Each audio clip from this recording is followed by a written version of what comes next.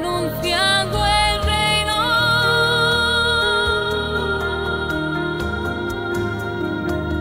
Cuando estén los fundamentos, cuando todo esté completo,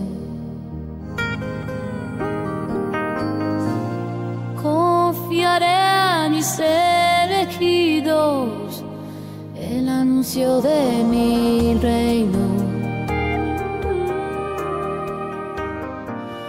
Tu ministro y tu siervo, el Padre Robert Young, en comunión con la Iglesia, revelanos las verdades de tu fiat supremo. Extiende tu reino, Señor. Extiende tu reino. Extiende tu reino, Señor. Extiende tu reino. Extiende tu reino, Señor. Extiende tu reino.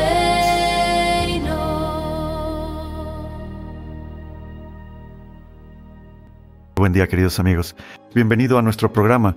Soy el Padre Robert Young. Es una alegría estar con vosotros mientras continuamos este programa introductorio que ya lleva varios meses en marcha.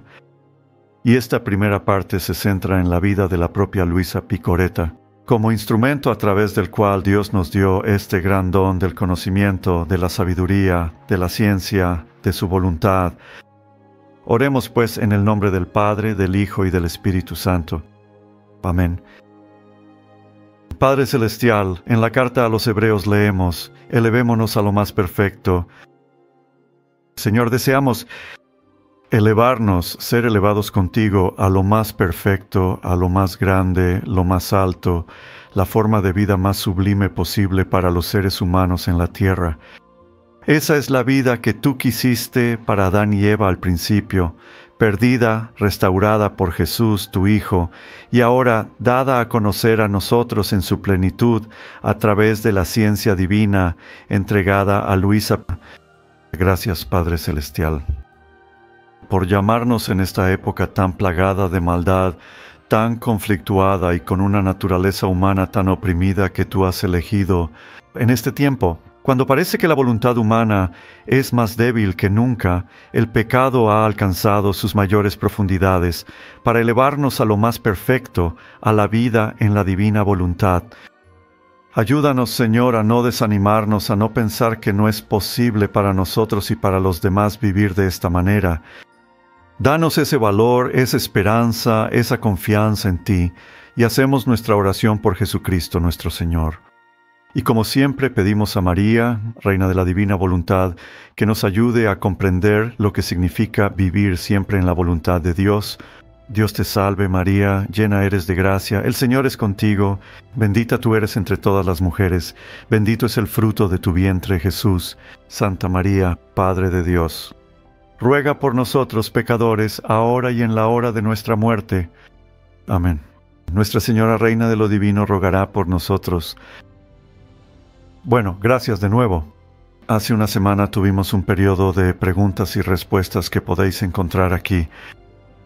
Está publicado. Pero hoy me gustaría continuar nuestro estudio de la vida y los escritos de Luisa desde un punto de vista más bien histórico. Porque no podemos entender el don sin comprender a la persona a través de la cual llega. Es otra manera de expresar nuestro gran amor por el bendito Padre que, en cierto sentido, ¿cómo podemos entender quién es Jesús si no entendemos quién es María? ¿Por qué? Porque conocemos al Hijo a través de su madre. Así es como Él vino a nosotros. Por supuesto, esto no significa que no podamos ir a Jesús sin María, pero de otra manera significa que es la mejor forma de ir a Jesús, porque esa fue la manera que Él eligió para venir a nosotros, a través de su madre. Bueno, de manera similar, Dios nos ha dado, no exactamente, pero de forma análoga, esta comprensión de la redención a través de otra alma. Ella, por supuesto, nació en pecado original como nosotros, pero era un alma muy extraordinaria, sin embargo, y una a la que Dios preparó desde toda la eternidad para recibir esta ciencia divina, este gran conocimiento del don de regresar al reino, al reinado de la divina voluntad y el alma. Así que Luisa tiene este privilegio y vocación tan especial a la que Dios la ha llamado a compartir con Él, tanto como alma víctima, pero también como instrumento, en quien este conocimiento de la divina voluntad se forma nuevamente en la tierra para ser devuelto al mundo. Así que en nuestro último programa sobre su vida concluimos con la muerte de Luisa, y su muerte fue realmente un acontecimiento extraordinario. En este pequeño pueblo de Corato, Corato, en el sur de Italia, en la costa adriática de Italia, don Benedicto Calvi, cuando anunció la muerte de Luisa, recuerden que él fue su quinto confesor ordinario, designado por el obispo, quien estuvo con ella cuando murió. Y él dijo: Luisa ya no está con nosotros. Ella está en el cielo, en la inmensa luz de la divina voluntad, gloriosa y triunfante en la gloria de los santos. Estuve con ella hasta el último momento. Murió en mis brazos mientras pronunciaba mi última y ya inútil absolución. Inútil porque en ese momento ya no tenía pecados. Murió como mueren los santos, completando el acto final de su vida en la divina voluntad. Todavía estoy bajo la influencia de este gran golpe, recibido bajo la impresión más dolorosa y sublime experimentada en su último suspiro, para la cual no conozco otra respuesta que dar a las preguntas que me atormentaban. Ha muerto una santa. Hemos perdido a nuestra querida Luisa, pero hemos adquirido una gran protectora en el paraíso. Así que, por supuesto, la forma en que una persona muere, muchos dicen, es un indicio de cómo vivió. Así que Luisa, siendo una gran santa, no es una excepción a esa regla. Murió completamente resignada a la voluntad de Dios, habiendo sufrido terriblemente toda su vida, los últimos 60 años de su vida, confinada a la cama. Después de su muerte, permaneció en posición sentada. Es muy interesante que, debido a que Luisa estaba postrada en cama, se sentaba durante toda su vida. Nunca se recostaba contra las almohadas ni contra el respaldo de la cama, por lo que su columna vertebral en realidad se había fusionado, de modo que cuando murió, no pudieron hacer que su cuerpo se recostara. No pudieron ponerla en posición horizontal para meterla en un ataúd. Así que se vieron obligados a construir un ataúd con Luisa sentada, porque no querían romperle los huesos. Así que, al mismo tiempo, Luisa no presentaba signos de rigor mortis. De hecho, los médicos no estaban seguros de que hubiera muerto porque no mostraba señales físicas de fallecimiento. Su cuerpo permanecía muy flexible, su piel estaba fresca y no presentaba signos de rigor mortis. Por eso, los médicos tuvieron que seguir examinándola durante 4 días antes de poder concluir finalmente que, en efecto, había muerto. Como describe don Calvi, el mismo sacerdote dice que ella permanecía inflexiblemente erguida, sentada en su cama, sus miembros completamente carentes de rigor mortis, lo que permitía moverlos en todas las direcciones. Los ojos conservaban la lucidez de sus pupilas. Esto nos hizo dudar de que realmente estuviera muerta, y por ello la mostramos a varios expertos médicos. En este estado, sin ningún signo de descomposición, permaneció durante 4 días completos.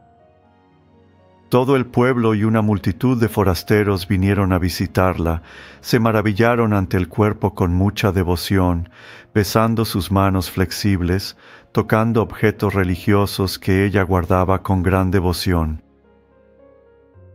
Su posición erguida nos obligó a construir un ataúd totalmente diferente de los que se usan normalmente, ya que era imposible estirarla ni un solo centímetro. Sentada, por lo tanto, parecía viva en el propio ataúd, que, con el permiso de las autoridades, ha sido cerrado con vidrio para que pueda ser vista desde lejos. ¿Ve usted qué tenía esto de tan significativo? un acontecimiento realmente sin precedentes en la historia de los santos. Cualesquiera que fueran las razones del Señor para este fenómeno, la apariencia viviente de Luisa y su postura erguida dejaron una impresión duradera en todos los que asistieron a su funeral, celebrado el 7 de marzo de 1947. La misa fúnebre se celebró en la Iglesia Matriz de la Asunción, donde Luisa había sido sellada con el don del Espíritu Santo en 1874. Más de 40 sacerdotes asistieron al funeral, además del clero local. Muchas monjas llevaron el ataúd de Luisa a la iglesia y de la iglesia al cementerio. Toda la población del pueblo salió para esta procesión. Y hay fotos, gracias a Dios, aunque esto fue en 1947, hay fotos disponibles del funeral. Y realmente es un espectáculo increíble. Miles y miles de personas, casi hasta donde alcanza la vista, en estas fotografías de la gente llevando el ataúd de Luisa en procesión desde la iglesia hasta el cementerio. Dom Calvi lo llama un verdadero triunfo. Nadie fue a trabajar ese día. Todos participaron. Los fotógrafos tomaron fotos y hay muchas fotografías del evento. Ha sido una gran manifestación de dolor, pero también de gran alegría.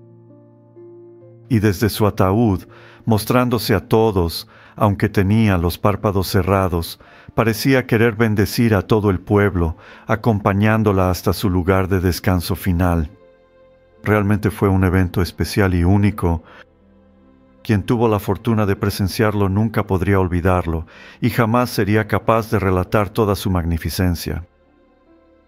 Así que el funeral fue allí, en el pueblo natal de Luisa, se llama la iglesia matriz del pueblo, pero él dispuso que su cuerpo fuera enterrado en la capilla familiar, en el cementerio del pueblo. Y por supuesto no estaba solo en su devoción a Luisa. La gente de Corrado y quienes estaban familiarizados con su vida y escritos comenzaron a pedir su intercesión. Y luego, el 11 de octubre de 1948, se publicó una estampa religiosa con el Nihil Obstat del vicario general de la diócesis, que contenía oraciones por la beatificación de Luisa. Así que ya al año siguiente de su muerte estaban rezando por su beatificación. La fotografía en la portada de la estampa mostraba a Luisa con una pluma en la mano ante un crucifijo, con uno de sus cuadernos abierto frente a ella. Recuerden, ella escribía en pequeños cuadernos de contabilidad, los más económicos que había en ese momento, y llenó 36 de ellos con su diario. Así que estas estampas religiosas eran una manera para que la gente mantuviera a Luisa presente y rezara por su causa de beatificación. Así que unos 15 años después de la muerte de Luisa, el arzobispo de Francia pidió a la Santa Sede, es decir, a Roma, que autorizara el traslado de su cuerpo de regreso a su propia iglesia. Y así autorizaron este traslado de su cuerpo a un lugar de honor. Con el permiso total de la Santa Sede, el cuerpo de Luisa fue colocado en el lado derecho de la nave central en la iglesia de Santa María la Griega. Quiero decir Santa María la Griega, llamada así por un icono griego al que está dedicada la iglesia. Así que el cuerpo de Luisa está allí hasta el día de hoy. Puedes ver su tumba si entras en la iglesia de Santa María la Griega, en Corato. Está justo a la vuelta de la esquina de donde Luisa pasó la mayor parte de su vida, en el apartamento del segundo piso, allí en la calle que ahora lleva su nombre, Luisa Picarreta. Así que el 7 de octubre de 1990 tuvo lugar la beatificación de otro santo, lo que realmente marcó una nueva valoración de la vida y misión de Luisa. Y así, la Iglesia honró al fundador de los rogacionistas como beato en la Iglesia. Y el Papa Juan Pablo II ofreció indirectamente el mayor tributo posible a la vida y los escritos de Luisa, ya que como sacerdote designado por el arzobispo de Francia para servir como confesor extraordinario de Luisa y revisar sus escritos, nadie tenía un mandato más claro. que San Aníbal de Francia para juzgarlos. A diferencia de otros sacerdotes, incluido el Padre Pío, o muchos otros sacerdotes y prelados distinguidos que conocieron y admiraron a Luisa, por virtud de ese nombramiento y de su cargo, él tenía una gracia especial para comprender la divina voluntad, para poder editarla y publicarla, de tal manera que pudiera darse a conocer al mundo. Así que, en esta ocasión de su beatificación en 1990, las biografías oficiales de San Aníbal destacaron la madurez espiritual que aportó a su relación con Luisa. No hay una sola persona, quizás ni siquiera sus padres, que haya jugado un papel tan importante en la vida de Luisa. Dios lo envió y Dios dejó esto muy claro a Luisa. Jesús lo hizo muchas veces, que Él fue elegido personalmente, que fue escogido para ser este instrumento. Quien no solo cuidaría de Luisa personalmente de una manera extraordinaria, sino que también cuidaría de sus escritos, que los protegería. Él los tomaría y los haría editar y publicar de tal manera que pudieran ser reconocidos por la Iglesia. Ese fue su papel. De hecho, ni siquiera conoció a Luisa hasta después de haber sido director espiritual durante 30 años, así que ya tenía mucha experiencia. Y sus cartas, que han sido publicadas durante 3 décadas, durante esos 30 años antes de su encuentro con Luisa, muestran a un hombre de extraordinaria profundidad espiritual y podríamos decir altura, un hombre que realmente tenía un gran entendimiento de la manera en que Dios obra en las almas y que, por lo tanto, podía ayudar a muchísimas personas. Había conocido a muchos místicos y numerosos obispos, incluido el Papa, le habían pedido que hiciera discernimientos de estos individuos. Lo vieron como un experto en este campo. Y así, bajo esa luz, su relación de 17 años con Luisa realmente se destaca como un evento único en la vida de la Iglesia. Podemos, por supuesto, pensar en otros grandes santos que han tenido amistades espirituales, hombres y mujeres como Santa Clara, Calle, Francia, uno de los más conocidos en la Iglesia, o incluso un hermano y hermana, San Benito y San Escolástica. Muy a menudo en la Iglesia encontramos, o San Teresa de Ávila, Santa Juan de la Cruz, otra relación muy notable de ayuda espiritual entre ellos. Pero parece que ningún autor moderno de revelaciones privadas aprobadas ha disfrutado de una relación tan estrecha con un guía espiritual canonizado como la que tuvo Luisa Piccoretta con esta santa. Y por supuesto, San Aníbal de Francia es ahora un santo canonizado de la Iglesia. Una cosa es argumentar que un sacerdote santo podría estar equivocado en su evaluación de un místico, como le ocurrió al cura de Ars. Después de una breve entrevista con uno de los videntes de la Salette.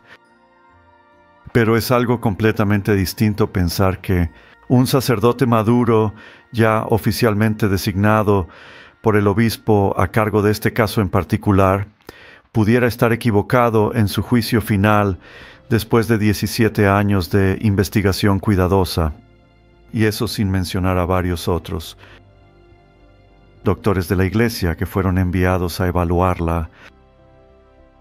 En una homilía pronunciada en 1991, el obispo de la diócesis de Luisa, Giuseppe Caratta, observó que, cito, con la beatificación de San Aníbal de Francia, la Iglesia ha aprobado sus escritos, pero también incluyendo los prólogos que él escribió para los libros de Luisa. Esta es una de las cosas extraordinarias acerca de una persona que es canonizada.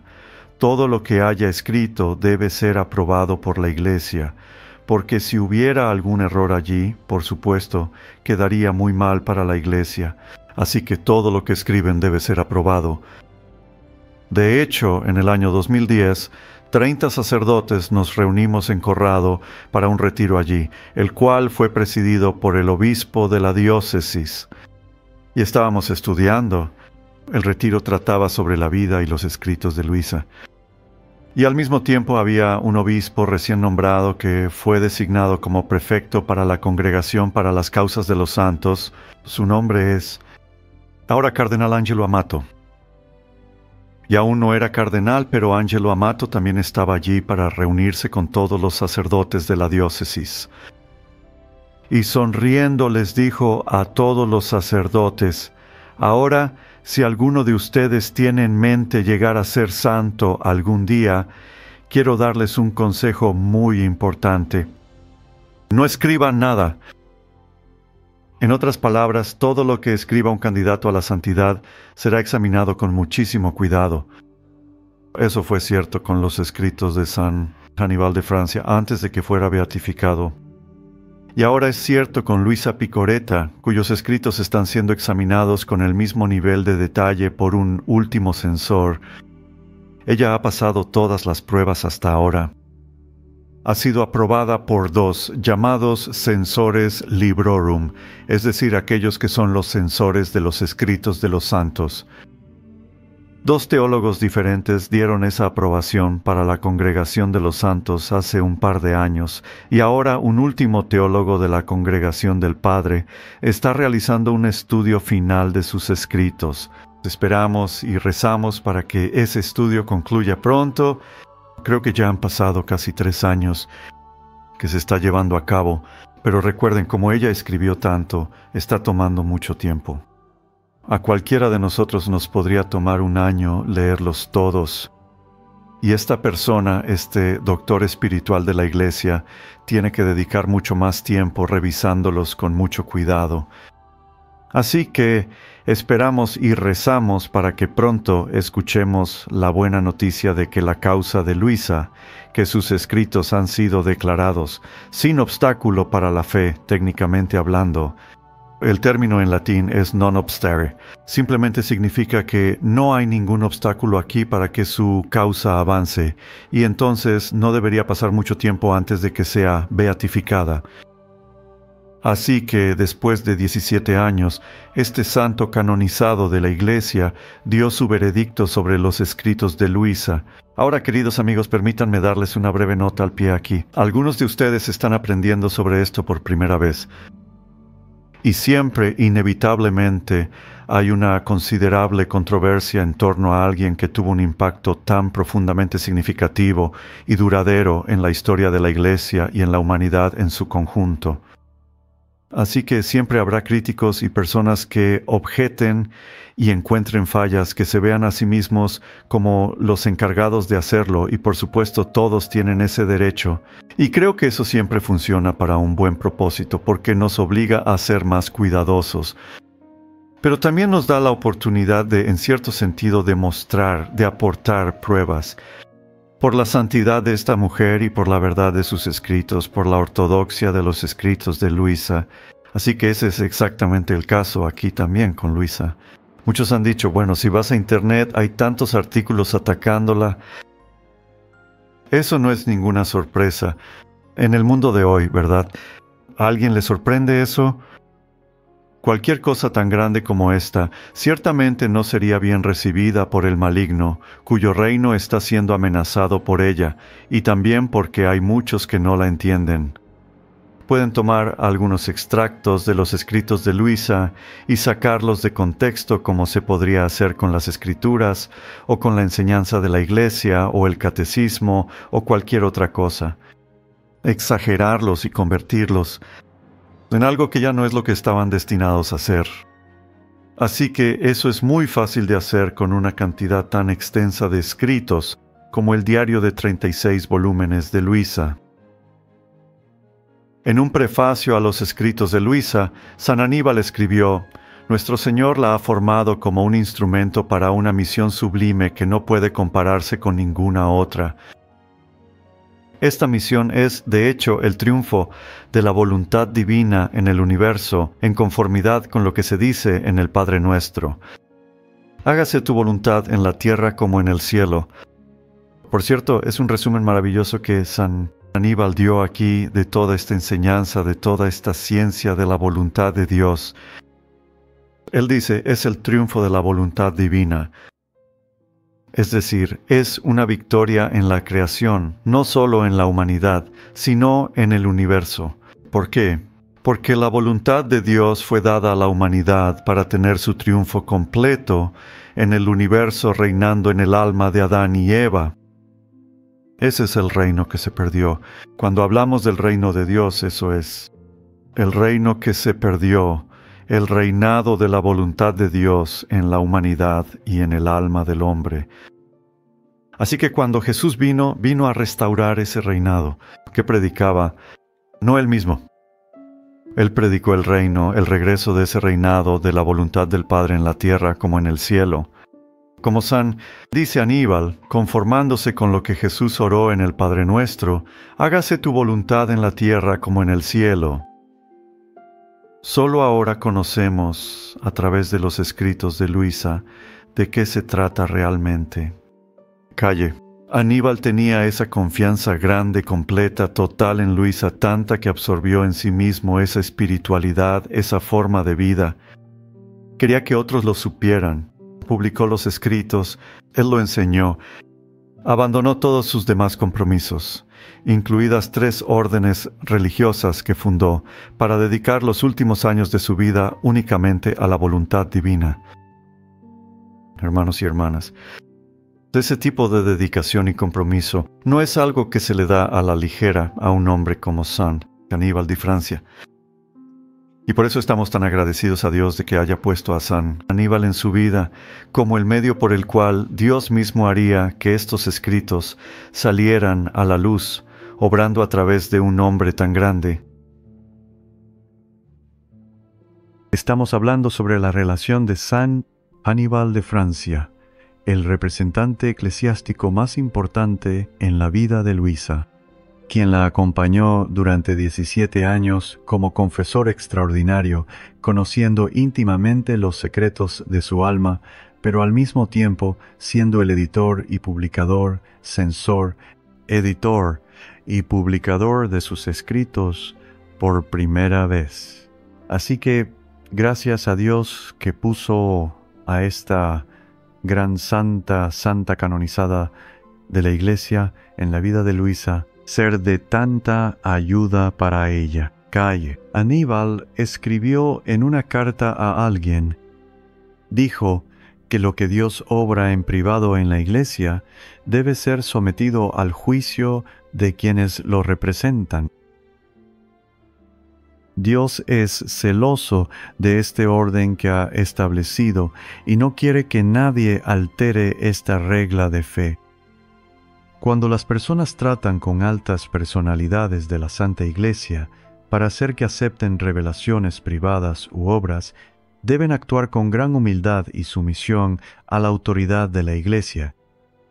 Deben actuar con humildad y prudencia para obtener su asentimiento y la aprobación de las autoridades eclesiásticas. Miren, esa sumisión humilde, la obediencia a la Iglesia, es una de las características y las señales más seguras de que esto es obra de Dios. Y no solo fue esa la actitud de San Aníbal, sino que, igual de importante, fue la actitud de Luisa, quien siempre se entregó a las autoridades de la Iglesia. Y por lo tanto, hoy, cuando las autoridades de la Iglesia dicen, bueno, aún no es el momento de publicar y traducir todos los escritos de Luisa, porque estamos esperando este veredicto final. Y también estamos esperando que se nombren los traductores, que se hagan las ediciones críticas con sus notas al pie, etc. Porque ella escribió tanto que en ese proceso, en ese tiempo de espera, tenemos acceso a los escritos que estén disponibles, pero no deben publicarse de manera masiva, es decir, en grandes cantidades, y eso incluye Internet. Así que, en obediencia a la Iglesia y a la diócesis que posee sus escritos, queremos someternos, hermanos y hermanas, completamente a la autoridad de la Iglesia.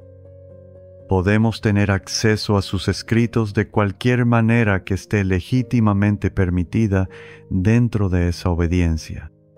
Pero no vamos más allá de eso.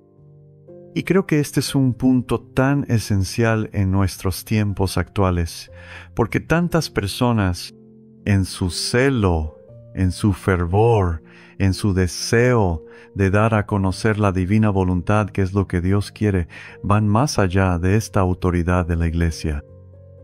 Y en mi opinión personal, eso nunca llegará a nada. Nunca será para la gloria de Dios, ni para el bien de las almas. ¿Por qué? Porque Dios no lo bendecirá. Así que queremos ser lo más cuidadosos posible. Al someternos a esta autoridad de la Iglesia, también nos sometemos a nuestros obispos locales, quienes son los únicos que realmente pueden determinar lo que se enseña en su diócesis. Ningún otro obispo puede decirle a un obispo, aparte del Papa, que también es un obispo.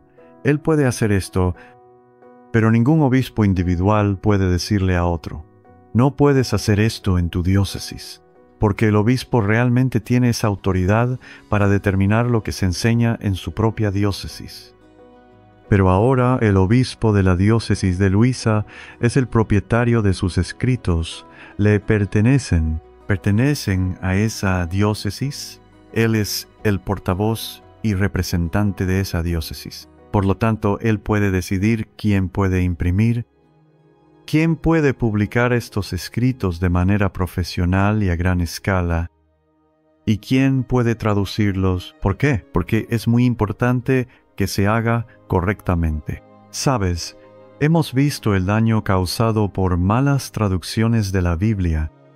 Hemos visto malas traducciones de otras obras, y ese es el mismo caso con Luisa. Así que no queremos tener traducciones que realmente puedan causar daño a este gran don, esta gran enseñanza que Dios ha dado a la Iglesia. Así que debemos esperar. Sí, hay algunas traducciones disponibles que se nos permite usar, aunque no hayan sido completamente aprobadas. La versión italiana recibió un non obstat. Es decir, que no hay obstáculo para la fe por parte de San Aníbal de Francia para los primeros 19, de un total de 36 volúmenes. Así que esos pueden ser leídos por el público de manera segura. Las traducciones, tenemos que confiar en el Espíritu Santo, que Dios está obrando a través del Espíritu para traernos traducciones que al menos no nos van a hacer daño. Así que, en cualquier caso, todavía estamos en esa situación. A menudo lo comparo, aunque no es igual, pero es similar a la época de la Iglesia primitiva. Cuando la Biblia se estaba formulando, esto no es la palabra de Dios como lo es la Escritura, pero sí es una palabra de Dios, ya que Dios habla a través de muchas almas. Así que hay un tiempo de formulación que continúa, un proceso de selección, de leer muy cuidadosamente, de discernir qué podemos incluir y qué necesita ser destacado, anotado o explicado mejor, y a veces incluso palabras cambiadas, como hizo San Hannibal en esos primeros 19 volúmenes. Así que por supuesto, ha habido otros desarrollos desde entonces. Desde entonces, San Hannibal de Francia fue canonizado como santo. En 2004, el 16 de mayo, el Papa Juan Pablo II canonizó a este fundador de 3 comunidades religiosas. Pero al hacerlo, también confirió indirectamente este gran honor a Luisa, porque San Hannibal fue quien promovió a Luisa. Así que él no habría sido elevado a la santidad, ni siquiera beatificado, si hubiera habido algún problema serio con la propia Luisa. Así que el Papa, de hecho, en un discurso que dio a una de las órdenes que San Hannibal fundó, los rogacionistas, el Papa Juan Pablo II dijo lo siguiente. Dijo que la palabra rogate que es la palabra latina para rezar, significa que Dios mismo ha provisto para suscitar una santidad nueva y divina, con la cual el Espíritu Santo desea enriquecer a los cristianos en el amanecer del tercer milenio, para hacer de Cristo el corazón del mundo. Bueno, la nueva y divina santidad, queridos amigos, es precisamente la frase que Jesús le dio a Luisa para describir este modo de vida, una frase retomada por San Aníbal de Francia mismo, y luego la utilizó para aplicar lo que Dios estaba ofreciendo al mundo en los tiempos modernos. Juan Pablo II toma esa frase, esta nueva y divina santidad, ahora, y la reconoce, o la atribuye también a San Aníbal de Francia, porque él también fue uno de los que la dio a conocer.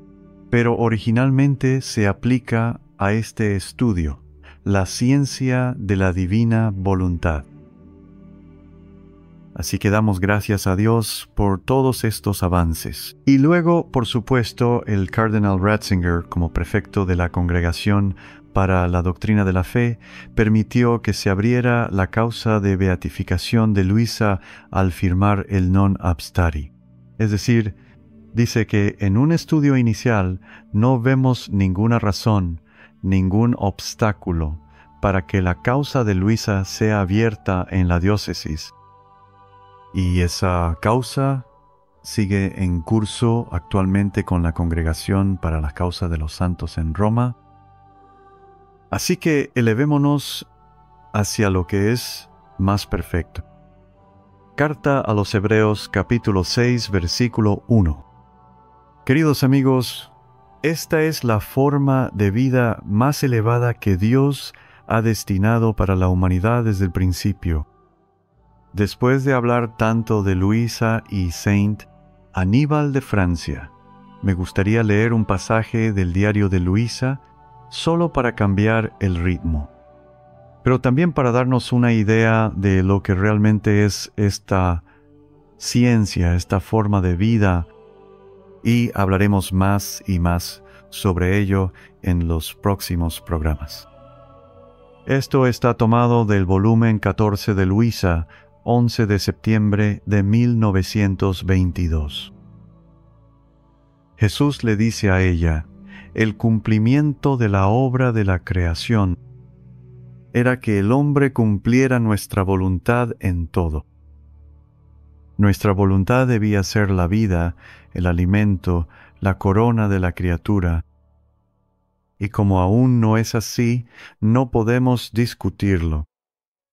La obra de la creación aún no está cumplida. Ni yo puedo descansar en ella, ni ella puede descansar en mí. Siempre me da algo más que hacer, y anhelo este cumplimiento y descanso. Por eso amo y deseo tanto que se dé a conocer el modo de vivir en mi voluntad. Ni tampoco podré decir jamás que las obras de la creación y la redención están cumplidas, si no tengo todos los actos de la criatura extendiéndose en mi voluntad como un lecho para darme descanso. Y yo, qué hermoso descanso no le daré al verla regresar sobre las alas de nuestra voluntad con el sello del cumplimiento de la creación. Mi seno será su lecho. Todos venimos de Dios, regresamos a Dios. Pero Él está diciendo que el verdadero descanso, ese sábado, el descanso del séptimo día de la creación, el descanso sabático que está institucionalizado en el judaísmo y ahora en el cristianismo, dice que nunca será completo y perfecto hasta que este modo de vida se viva nuevamente en la tierra. Porque es este modo de vida el que traerá el reino de Dios a la tierra, para reinar como reina en el cielo. No, por supuesto, en la misma visión beatífica, no en la misma vida, sin dolor, etc., sino en su esencia, que es la unidad, la comunión de la voluntad humana con la voluntad de Dios. Él continúa. Por lo tanto, no hay nada que yo haya hecho que no tuviera como propósito principal que el hombre vuelva a tomar posesión de mi voluntad y yo de la suya. Miren, este era el propósito de la creación, no solo perdonarnos nuestras deudas, nuestros pecados, y hacer posible que seamos salvados y vayamos al cielo, aunque eso también formaba parte de ello. Pero, dice él, eso era el medio, la meta, el objetivo último de la redención y la creación. Que el hombre viviera en la voluntad de Dios en la tierra, que la voluntad de Dios reinara en el alma del hombre, principalmente en su voluntad, porque es ahí donde más nos parecemos a Dios en nuestra voluntad. Él dice, este fue mi propósito principal en la creación, es lo mismo en la redención. Los sacramentos que instituí, las muchas gracias concedidas a mis santos, han sido semillas, medios, para permitir que el hombre alcance esta posesión de mi voluntad. Todos son medios, ¿ves? No son un fin en sí mismos. Por lo tanto, no descuides nada de lo que quiero respecto a mi voluntad, ya sea con escritos, con palabras o con obras.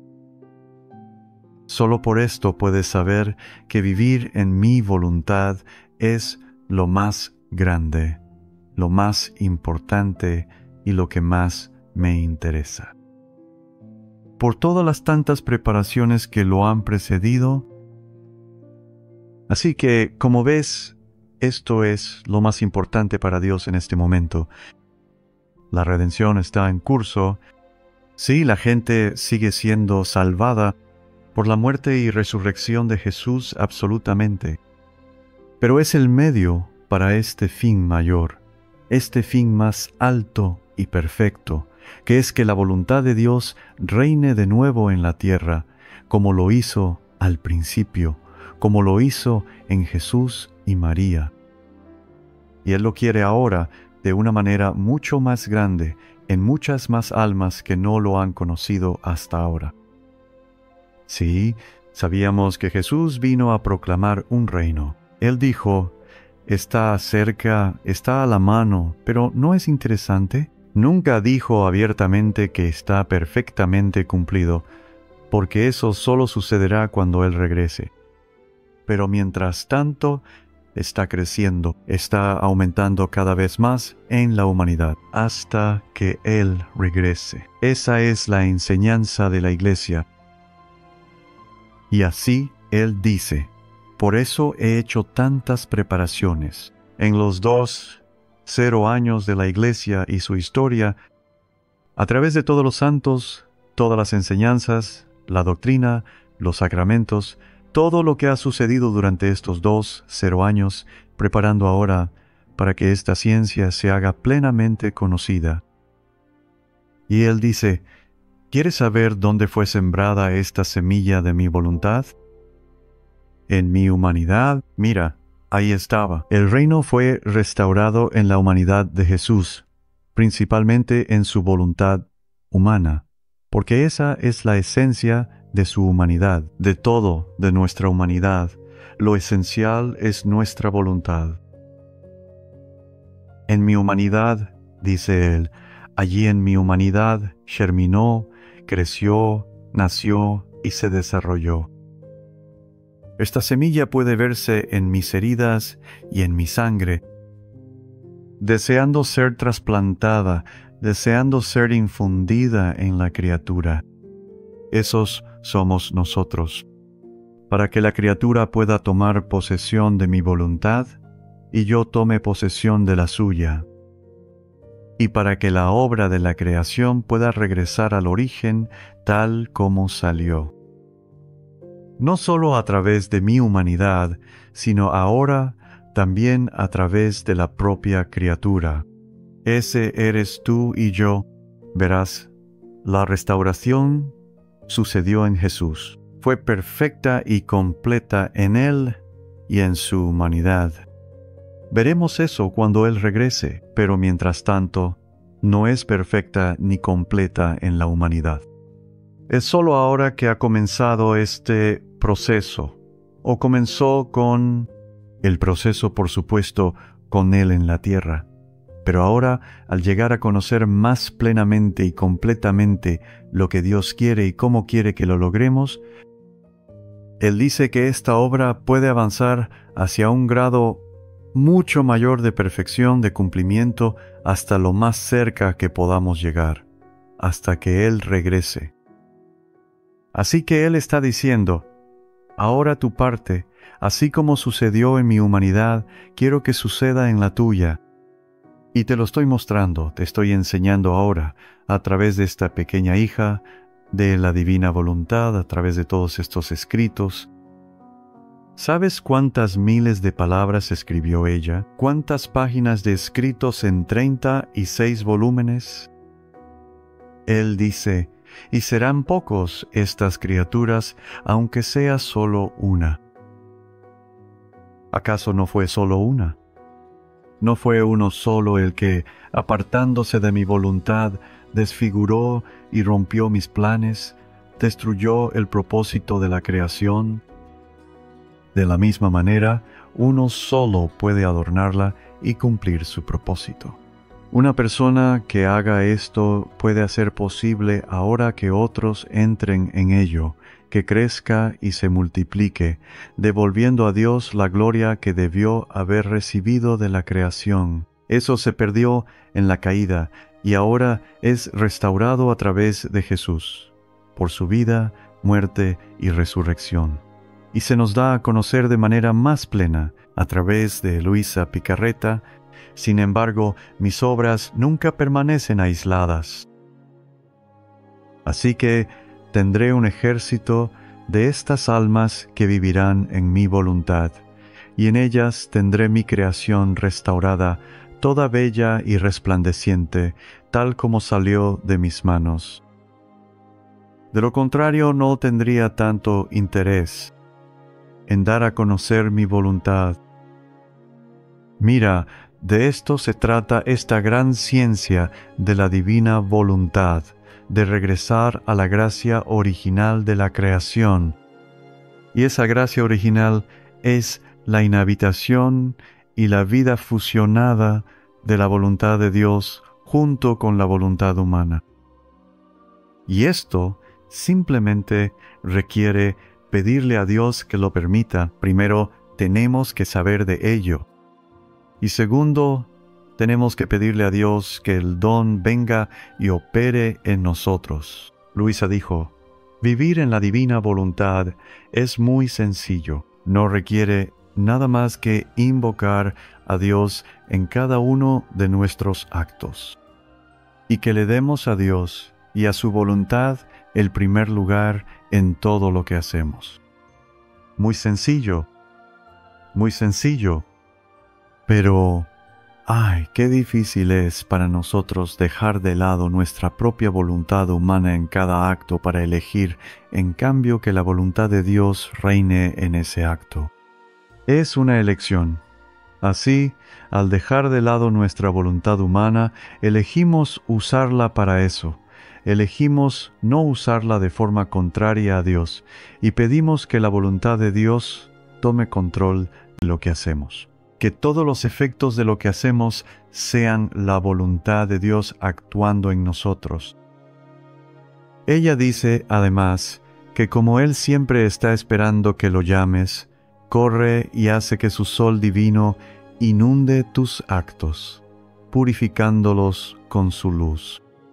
Los llena de su amor, los embellece con su propia belleza, pronuncia su fiat sobre tus actos. Es como si se envolviera con ellos para moldear su propia vida. ¿Ves? Él se moldea a sí mismo, o podríamos decir, se adapta a nosotros y a nuestra humanidad, a lo que estamos haciendo. ¿No es eso realmente? Lo que Él vino a traernos es esa capacidad de vivir su propia vida humana y divina en nuestra propia humanidad, para que nos convirtamos en otro Cristo, seamos transformados en Jesús, compartamos no solo su humanidad, sino que participemos en la divinidad, porque son perfectamente uno. No se puede separar la humanidad de Jesús de su divinidad. Verás, no están confundidas ni absorbidas una en la otra, pero nunca pueden separarse. Así que si vivimos a través de la humanidad de Jesús con Él, entonces también estamos viviendo su vida divina. También tenemos acceso a su voluntad divina que reina allí en su humanidad. Así que Él dice, ven y toma esa voluntad divina y úsala en tu humanidad, con tu voluntad humana, para que esto suceda. Ella dice que al principio es como si nos sintiéramos aprisionados en este acto, porque la voluntad divina lo envuelve todo cuando actúa. Da a todos, hace el bien a todos, excepto a aquellos que no desean recibirlo. Ahora, Jesús dice que por lo tanto debemos entregarnos con nuestros actos como un velo para envolverla en nuestro acto. Entonces la voluntad divina obrará maravillas y todo lo necesario para moldear su vida divina en nosotros. Mira, pero debe ser continuo, debe ser constante, ininterrumpido. Ese es el desafío. Simple, pero muy, muy desafiante. La próxima vez continuaremos con este estudio continuo. Ahora, profundizando más en lo que significa vivir en la voluntad de Dios, así como hacerla. Nunca dejamos de hacerlo, pero ¿qué significa también vivir en la voluntad de Dios? Que ella viva en nosotros. Gracias por estar con nosotros hoy. Pido que Dios Todopoderoso te bendiga y te mantenga creciendo, aprendiendo y estudiando. Haz todo lo que puedas para poner tus actos en la voluntad de Dios, invitándola a lo que haces. Que Dios bendiga tus esfuerzos y todo lo que aprendas y conozcas, y te guarde en ese cielo de su voluntad, Padre, Hijo y Espíritu Santo. Amén. Anunciando el reino,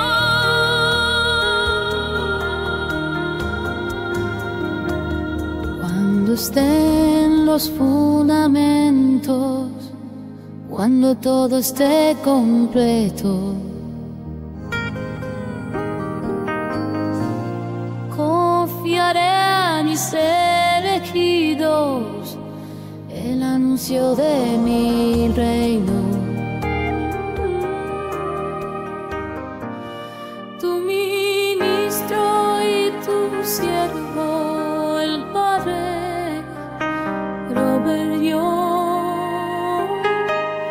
en comunión con la Iglesia.